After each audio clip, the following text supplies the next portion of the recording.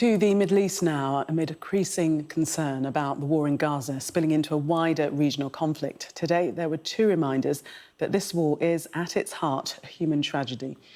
Newborn twins were killed in an airstrike today, along with their mother and grandmother, as their father went to collect their birth certificates.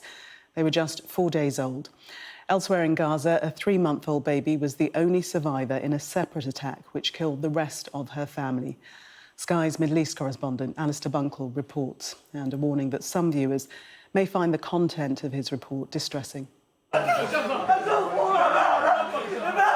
Mohammed became a father 4 days ago. Today he went to hospital in central Gaza to pick up the birth certificates of his newborn twins. Instead, he ended up in the morgue to identify the bodies of his wife and 2 babies. They were killed by an Israeli airstrike whilst he was out. People from the neighborhood called me and told me that my house I live in was bombed. My wife, my 2 children, and my mother-in-law were gone. My wife gave birth the day before yesterday. I didn't even have the time to celebrate them. She gave birth by cesarean section, and she was still tired and couldn't walk. The airstrike hit their top-floor apartment. We asked the IDF for a statement, but haven't received one. Inside, the house is still smouldering from the explosion. They use bottles of water to try and put out the fires still burning. Any sign of family life has already been extinguished.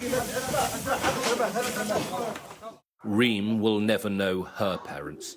They were killed in another airstrike, leaving the 5-month-old an orphan. Her body is pockmarked with wounds from shrapnel. She is the only survivor from her family. She's refused any kind of feeding. This is one of the very sad and catastrophic story we have ever seen in this war. A lot of these sad stories nowadays.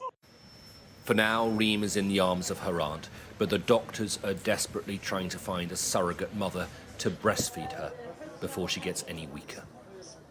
Today, Hamas fired 2 rockets towards Tel Aviv, the first time that they've targeted the city in more than 2 months. The IDF said that one fell short inside Gaza, the other landed in the sea. There were no injuries. Hamas might be severely diminished, but they're not defeated, even after 10.5 months of brutal war.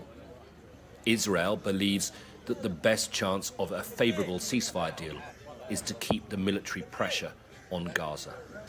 It might be working, but it's coming at a huge cost to generations of Palestinian families.